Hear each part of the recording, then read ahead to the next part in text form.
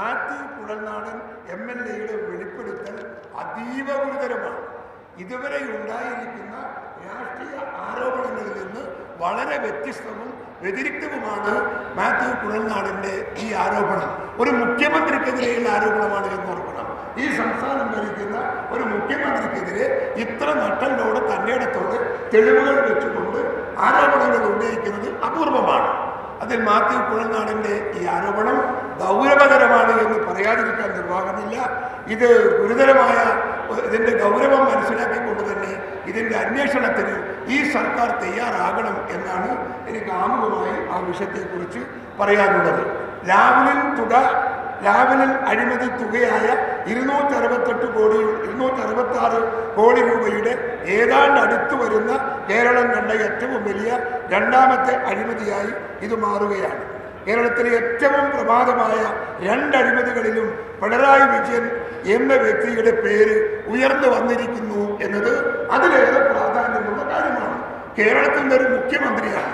സാധാരണ ഒരു രാഷ്ട്രീയ പ്രവർത്തകന്മാർക്ക് നേരെ ഉന്നയിക്കുന്ന രീതിയിലുള്ള അഴിമതി ആരോപണം ഒരിക്കലും ഒരു മുഖ്യമന്ത്രിക്കെതിരെ ഉന്നയിക്കില്ല. മുഖ്യമന്ത്രിക്കെതിരെ ആരോപണം ഉന്നയിക്കുന്നുവെങ്കിൽ ബോധമുള്ള ഏത് രാഷ്ട്രീയക്കാരനും അതിൻ്റെ പക്ക എവിഡൻസ് കയ്യിൽ വെക്കാതെ അങ്ങനെ ഒരു ആരോപണം ഉന്നയിക്കില്ല. കുഴൽനാടൻ്റെ കയ്യിൽ അതിൻ്റെ പക്ക ഡോക്യുമെന്റ്സ് ഉണ്ട് എന്ന് വ്യക്തിപരമായി ഞാനും അദ്ദേഹവും സംസാരിച്ചപ്പോൾ എന്നോട് പറയുകയും ചെയ്തിട്ടുണ്ട്. കേരളത്തിൻ്റെ കരിമണൽ വിറ്റ് പണമാക്കി കൈതോലപ്പായിൽ കൊണ്ടുപോവുകയും 63 ഏക്കർ ഭൂമി കരിമണൽ കമ്പനിക്ക് ക്രമപ്പെടുത്തി കൊടുക്കാൻ വഴിവിട്ട് പ്രവർത്തിക്കുകയും ചെയ്ത മുഖ്യമന്ത്രിയുടെ ഭരണത്തിൽ തുടരാൻ മുഖ്യമന്ത്രിക്ക് ഈ ഭരണത്തിൽ തുടരാൻ ധാർമ്മികമായ അധികാരമില്ല, അവകാശമില്ല. ഒരു മുഖ്യമന്ത്രി പദവിയിൽ ഇരുന്നിട്ടാണ് ഈ പറയുന്ന അഴിമതി നടത്തുന്നത് എന്ന് പറയുമ്പോൾ ഒരു കാരണവശാലും അദ്ദേഹത്തിന് ഈ കൊച്ചു കേരളം പോലുള്ള വിദ്യാസമ്പന്നമായ കേരളത്തിൽ ഈ അഴിമതിക്കാരനായ ഒരു മുഖ്യമന്ത്രിയായി അദ്ദേഹത്തിന് തുടരാൻ അവകാശമില്ല. ആത്മാഭിമാനമുണ്ടെങ്കിൽ ഒന്നുകിൽ അത് അന്വേഷണത്തിന് വിധേയമാക്കുക, അതല്ലെങ്കിൽ രാജിവെച്ച് കൊണ്ടുപോവുക എന്നതാണ് മുഖ്യമന്ത്രിയോട് എനിക്ക് പറയാനുള്ളത്. പിണറായി വിജയനെതിരെ കോടതിയുടെ നിരീക്ഷണത്തിൽ CBI അന്വേഷണമാണ് വേണ്ടത്. ഇക്കാര്യം ആവശ്യപ്പെട്ട് കോൺഗ്രസ് നിയമ നടപടികൾ സ്വീകരിക്കും. ഞങ്ങൾ മുഖ്യമന്ത്രി സ്വയം പ്രഖ്യാപിക്കുന്നില്ലെങ്കിൽ നിയമ നടപടിയുമായി കോൺഗ്രസ് KPCC മുൻപോട്ട് പോകും. മാത്യു കുഴൽനാടൻ്റെ എല്ലാ പിന്തുണയും ഈ കേസിന് KPCCക്ക് ഉണ്ടാകും എന്നാണ് എൻ്റെ വിശ്വാസം. SFIOയുടെ അന്വേഷണത്തിൽ ഇത്രയും വലിയ അഴിമതിയുടെ അടിവേരുകൾ കണ്ടെത്താനാകില്ല. 8 മാസത്തെ കാലാവധി നൽകിയതിലൂടെ അന്വേഷണം അനന്തമായി നീട്ടാനാണ് പദ്ധതി. CPM BJP അന്തർധാര സജീവമായി നിൽക്കുന്ന സാഹചര്യത്തിലെ നീതി കിട്ടണമെങ്കിൽ ശക്തമായ അന്വേഷണം തന്നെ ഉണ്ടാകണം. ഒരു വക അന്വേഷണ ഏജൻസി ഒന്നും മുഖ്യമന്ത്രിക്കെതിരെയുള്ളൊരു നടപടി എടുക്കില്ല. കാരണം ഈ ആരോപണം ബന്ധപ്പെട്ട് കിടക്കുന്നത് BJPയുമായിട്ടാണ്. അതുകൊണ്ട് തന്നെ സ്വാഭാവികമായും അന്വേഷണത്തിന് വരുന്ന ഉദ്യോഗസ്ഥൻ താഴെയും മേലെയും നോക്കുമ്പോൾ ഒരു ഭാഗത്ത് ഇടതുപക്ഷമാണ്, മറുഭാഗത്ത് ഭരണകൂടമാണ്. 2019 ആദായ നികുതി വകുപ്പിന്റെ റെയ്ഡിൽ മാസപ്പടിയെക്കുറിച്ചും 135 കോടിയുടെ കൈമാറ്റത്തെക്കുറിച്ചും വ്യക്തമായ തെളിവ് കിട്ടിയതാണ്.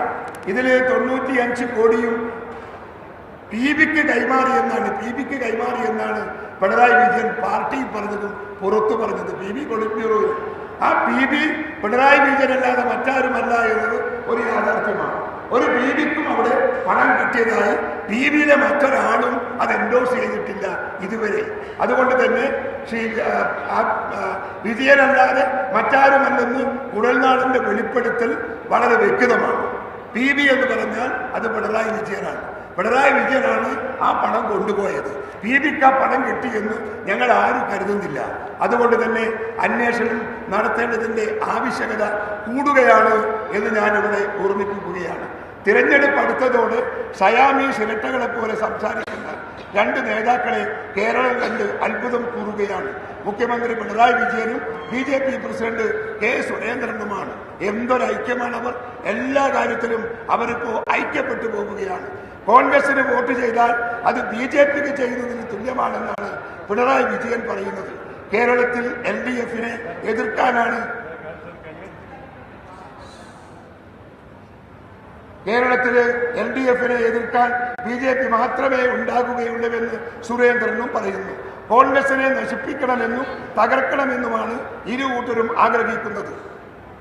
2021 നിയമസഭാ തെരഞ്ഞെടുപ്പ് മുതൽ പ്രവർത്തിച്ചു വരുന്ന ഈ കൂട്ടുകെട്ട് 2024 ലോക്സഭാ തെരഞ്ഞെടുപ്പോടെ കൂടുതൽ സുദൃഢമായിട്ടുണ്ട്. തൃശ്ശൂരിലാണ് ഈ കൂട്ടുകെട്ട് ഏറ്റവും കാര്യക്ഷമമായി ഇപ്പോൾ പ്രവർത്തിച്ചു വരുന്നത് എന്ന് നിങ്ങൾക്കും അറിയാം, എനിക്കും അറിയാം.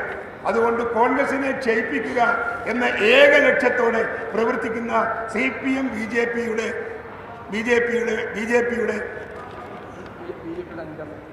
BJPയുടെ അഞ്ചാം പത്തിയാണ് എന്ന് പറയാതിരിക്കാൻ നിർവാഹമില്ല. അതുകൊണ്ട് തന്നെ ഈ പ്രശ്നത്തിൻ്റെ അകത്തുള്ള അന്വേഷണം സുതാര്യമായി നടത്തണം. അന്വേഷണം നടത്തുന്നില്ലെങ്കിൽ ഞങ്ങൾ നിയമപരമായി KPCC അന്വേഷണത്തിന് വേണ്ടി കോടതിയെ സമീപിക്കുമെന്ന കാര്യത്തിൽ തർക്കവുമില്ല.